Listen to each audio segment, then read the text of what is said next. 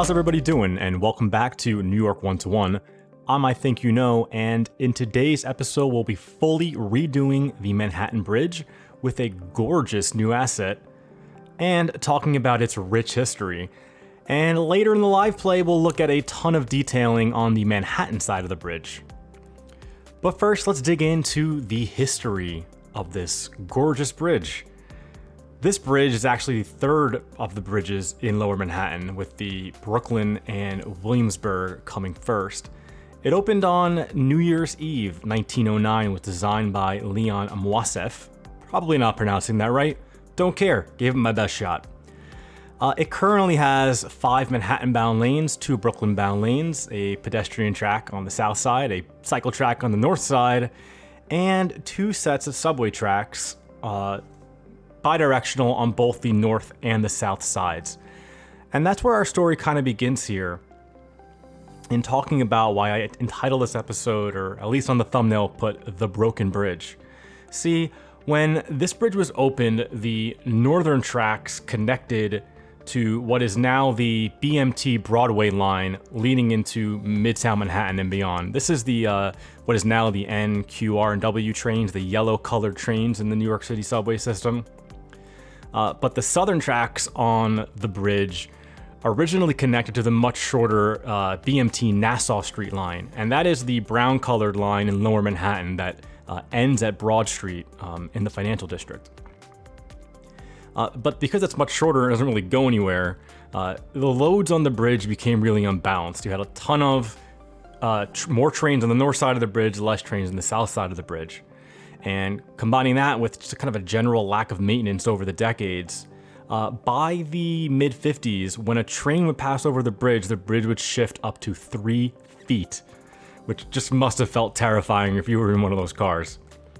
So the city did take a pass at upgrading, renovating the bridge in 1956, but unfortunately they then fell into the bad times in New York and did not get maintenance back to a normal level, and by the mid-80s, they had to pretty much shut the bridge down entirely. The federal government actually had to step in with funds, although it doesn't look like they ever considered fully replacing the bridge, which is something that they did consider and obviously didn't end up doing for the Williamsburg Bridge. So what they did was they did this massive reconstruction project, particularly focusing on the subway tracks on either side of the bridge. And believe it or not, this construction work started in 1986, before I was born, and finished in 2004. That's right, a whole lot of years to get this project done. What also really helped the bridge out was just kind of a rebalancing of how the trains operated as well. What was built during the late 1960s was the Christie Street connection in New York, which was a really important subway connection. Really just 2 stations and a bunch of tunnels, but essentially connected the older BMT system with some of the newer IND system, the 6th Avenue line. And what this allowed was that they did several things. So they severed the connection between the southern tracks and the Nassau line. They then connected those tracks on the southern part of the bridge to the Broadway line, which had previously carried the northern side. They then connected the northern tracks through this new connection through the new Grand Street station and onto 6th Avenue. So now all the subway tracks on the bridge go uptown, where people want to go for the most part. If you want to go back downtown, you can transfer. You find another way in. It's New York. There's always another way you can do it. But that's enough of a history lesson for today. I want to talk to you about what's happening here. And of course, the first thing I have to do is give a major shout out to the creator of this new Manhattan Bridge asset, which is Gerunnable. Bravo. You've done a fantastic job. This really does look incredible. I use a bunch of their assets as well. The Tribeca Tower, a bunch of the modular buildings, but this is like, their masterpiece. It's such a good asset. It is a little funky to place, as you can see there. There are some depressions on either side. I couldn't quite get it to, be even with the ground on the edges without being like off the ground too high in the middle. It doesn't really matter on the Manhattan side. It actually kind of blends in really nicely, and I don't really see a problem with it. On the Brooklyn side, though, it looks a little trickier, but what I'm thinking is that once I finish all the connections in the road grid around here, a lot of that will get risen up, and with some blending and smoothing, I think it'll look totally fine. And honestly, the ends of those piers kind of sinking into the ground, it makes it easier for me to not only design the road network around it, but also to have the subway tracks shoot right off the bridge and into the ground. I don't think I showed this until the live play, but I did lay down a bit of one of the subway tracks just as proof of concept, just to see if it worked. Although I don't have this footage, but I actually, the other night, I went back into the game and I added in the Christie Street connection. Just kind of built all these funky tunnels. They don't look quite right, but they work, which is in the game is much more important. But there's a couple other, techniques you'll see me using here. So I'm using in this build a lot of intersection marking tool, a lot of node controller, a lot of traffic manager, the classics, the old standbys. But I wanted to use the North American freeways because I really think they're great assets and I've been using them all over the city. So what I had to do with the node controller was find the right percentage width to make all the nodes narrower to fit the lanes over the bridge, and it works. I do want to see as it gets busier if maybe they're so scrunched that the cars are kind of on top of each other. But really so far it works great. There's only those 2 lanes going up on the right side because the 3 lanes in the middle of the bridge, those go only Manhattan bound. They used to be reversible, but they got rid of that since most of the traffic, like the morning rush hour traffic, is a lot heavier than the evening can be sometimes. And, of course, Manhattan bound at any time is going to be Manhattan's where everything, has the greater center of gravity than Brooklyn does, even though Brooklyn's certainly pulling its weight there as well. What I did want to do at the edge of the Manhattan side, though, was once I got the bridge in, I was like, you know what, the previous layout of these road connections that I had was just, honestly, it wasn't good enough. So I redid it completely. You saw me a little bit before. I just deleted all of it and said, I'm just moving on. I have to do it completely differently.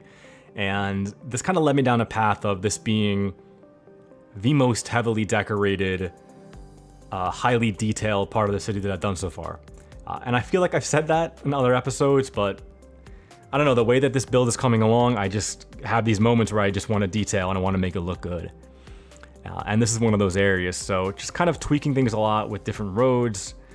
Another thing that I do call out in the live play is that I've actually started using some of the big urban roads, the USA roads, and I might be incorporating more of those. I haven't decided, so don't hold me to it, but I don't have to use those here because I really did use only the North American freeways wherever that I could. But I actually managed to get this road network to really just lay out quite right. And it's functional. It's pretty much immediately functional after this build for cars going in both directions. I haven't fully finished the Brooklyn side of the bridge footings. I just connected it. It's not heavily detailed yet.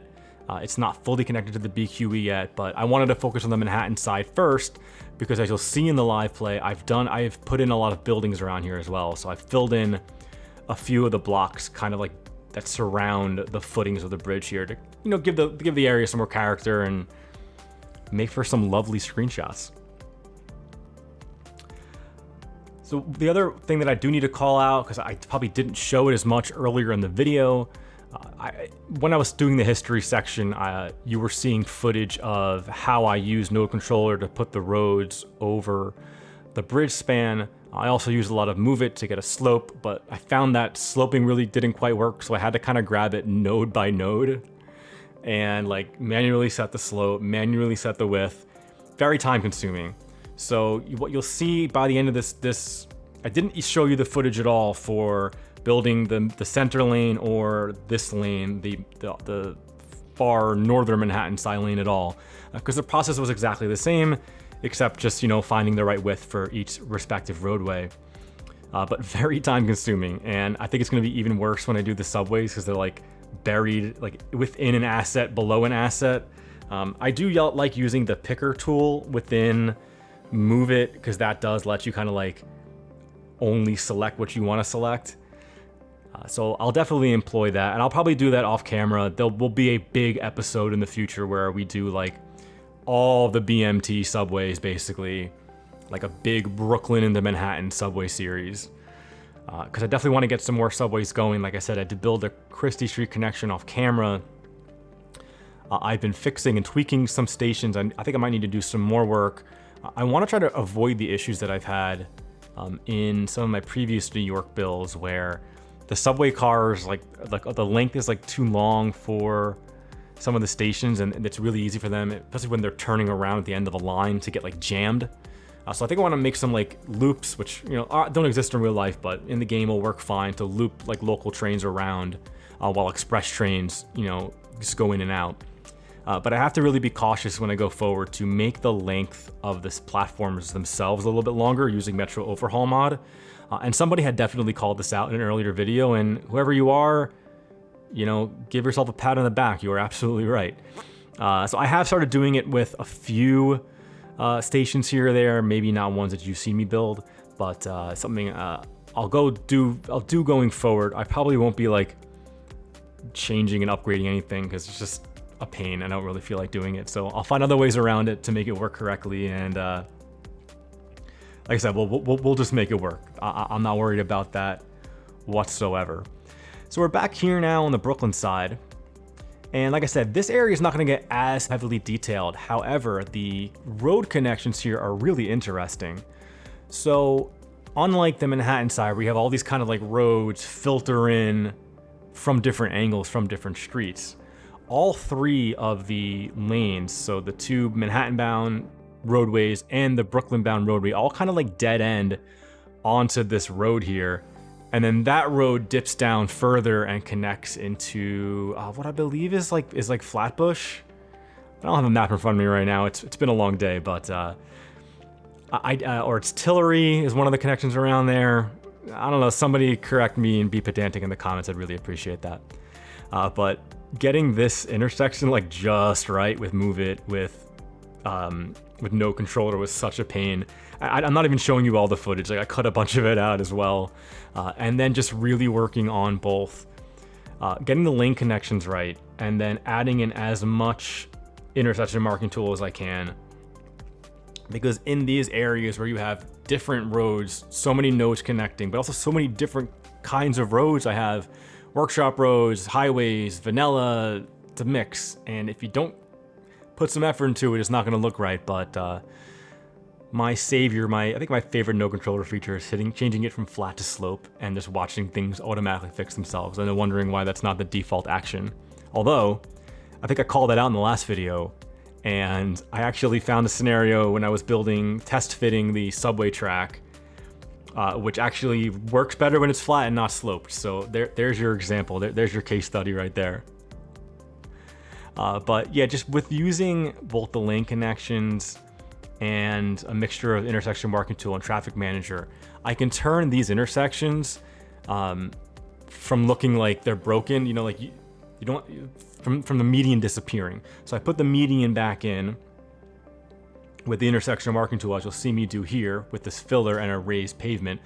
It doesn't look perfect because the color's a little bit off, but once you add in the rest of the lines, it really works well. And this is the kind of technique that, like, in the past you would have needed a whole bunch of extra road assets and, like, known how to use them exactly right, but you can kind of just do it with vanilla like this. And like I said, I do want to consider using more of the urban roads. I got to see in what places they really make the most sense, because there are a few roads in the city that I'm not thrilled with and I'd like to replace, especially roads with more functionality, roads that have more built into them that is similar to how New York tends to operate. But we'll see how that goes. For right now, though, I hope you've enjoyed this footage. Somebody wanted to ask for a longer episode in the most recent video, which that video performed poorly, but that's just gonna happen sometimes. I think this is a topic everyone's gonna love. I hope you have enjoyed this extended time lapse, and coming up in just a few seconds is also an extended live play. It's like 7 minutes long. This is like a 22-minute video, something like that. I'm absolutely loving it. Stick around. I don't know. How am I feeling this time? Follow me on Twitter @IThinkYouKnow. All right, and we're back here in the live play, and I have to start off with this shot because I think something similar to this should be the thumbnail for this episode, but this asset is just fantastic. I played a little bit around with some of my lighting and my bloom just to make this look better, but I mean, even like some of the textures on it, it's like even up here, up in the crown, all these little bars, just the little details, the little touches that really make it look great, and such an absolute upgrade for the city. So let's first take a look at the Brooklyn side of things, and then we'll jump back over to the Manhattan side where I've done a significant amount of detailing. So over on the Brooklyn side here, this is the trickier end, where I couldn't quite get the land to lie properly. So I am going to have to take a look at a future episode, or more likely off camera, to kind of flatten this out and rebuild some of this area, but I did at least get it all connected. So by using Node Controller, I was able to kind of squeeze in all these lanes here. I had a little gap of pavement that I couldn't fill in, and I just like stuck a cop car in there. I thought that looked kind of interesting. And really, this just interacts with all the lanes coming off, this really big intersection here, and then the connection that we had from earlier into the BQE. So for sure, there needs to be a lot of work done here as I quickly show you the road overlay. Connecting this underneath through here to all of this. This is a lot of work. This is either an entire other episode or more likely something that's like off screen, maybe shown off on the live stream, because probably not the most interesting build to put into an episode. But anyway, I'm glad that I got this area built. I did build out one block just to have a little bit of traffic coming over, but it's cool to have these two bridges pretty much fully done on this side. And if I haven't spoken about this already in the time lapse, which I'm recording the audio after this, not using the Bay Bridge assets for the Manhattan Bridge is going to let me use them for the Williamsburg Bridge. So I feel like if I can redo this as well and have three really awesome bridges, is going to like bring so much life to the series. But enough of the future. Let's take you to the present and show you all the detailing that I did over here. So first off, I built out a bunch of the blocks surrounding the edge of the bridge here. So this block here, this with a couple of schools jammed in, this block that I need to do a little more detailing right here, and then this block which had been filled in previously, but I just kind of stuffed in a little bit more just to fill in some of this dead space. Now in terms of how the bridge is connected right now, the bridge has 3 lanes coming off this way, 2 lanes on this way, 2 lanes off this way. In the past on this bridge, this was reversible, but I've left this as it is in current day, which is that these 3 lanes either let you go down here to Canal, or let you go up towards Bowery and towards Houston eventually. And if you look at that on Google Maps, you'll see that even though there's 4 lanes, only 2 of them get used. So I downloaded a bunch of new props, so you'll see a lot of new props that I'm using, basically like American highway props. I've also gone and downloaded some of the big US roads that people have been clamoring for. I don't think I'm showing off any of them right here, but I will show them off soon. And I'm working on potentially replacing all the roads with them. I haven't decided quite yet, but definitely will be using them in certain places that I think is important. Now, the bridge normally has like a colonnade, like an arch here. This is temporary. This will very likely not be the final area. I need to find the right arch to use, because then I can use procedural objects, which, wait, what? What? I don't use that mod. Oh, I do now. For the first time ever, I have installed it. I don't know it thoroughly yet, but I did use it to build this. So I used the text function to kind of make some custom highway signs here, added a gantry network. And I think that looks really cool. I need to be doing more of this for sure. It's something that I definitely held off on using for a very long time, but I am excited to give it a little bit of a go. And let me know what else you'd like to see PO'd. I did PO a few assets that like used to appear all scrambly, like this building right here used to look really bad from far away, and now with PO it, the LOD stays. In the build, we didn't see building out either the bike lane, which is on the north side of the bridge, or the pedestrian lane on the south side. I have used just the basic networks along with Node Controller to squeeze them a little tighter, just to show where they will end up here so I could detail the edges. I haven't dragged them over the bridge network yet because it's a lot of work, and I wanted to get this episode done and get this footage shot, so I'll do that in another episode. Same thing with the subway here. So because I don't have a way to connect on the other side of the bridge yet anyway, I did try hacking one of them in, just proof of concept to make sure that it works. It's sometimes tough to get the angles quite right when you're dipping from above ground to below ground in the game, just the way that the Metro mods work. But I think this should be functional, and once I drag it across, it should work just fine. The bridge has, 2 lanes this direction and 2 lanes that direction, so I'll have to use the single directional 2-lane Metro tracks. But this will actually make it the most accurate this bridge has ever been for me. Because in the past I had to, make some sacrifices to make the bridge work properly. And now I don't. It's going to be just like real life. I also added in just some other details around a little pocket park with this new, this is a network, which just looks fantastic. I need to use this in more areas of the city. And just building, I need to find some billboard. I have like the billboard blank asset, but I need to find props, or like decals rather, that are like, big enough to fit right on top of here and look good. But so when you're coming off the bridge, not only do you get these signs, I want to get these signs in as well. But I'm really happy with the way this works. I can't wait to fill in more around here and see what the traffic looks like. It's probably going to be insane. I probably should have spent some more time and maybe filled out some of this, but it's already Sunday evening and I did not get as much done in the game today as I would have liked to, but at least this means there should be an episode out this week. And we're going to keep putting out episodes, and we're going to keep going forward and forward as always. But I want to thank you all, as always, for sticking around. I really appreciate it. Like and subscribe if you have not already, and we'll see you next time. Thank you. Bye.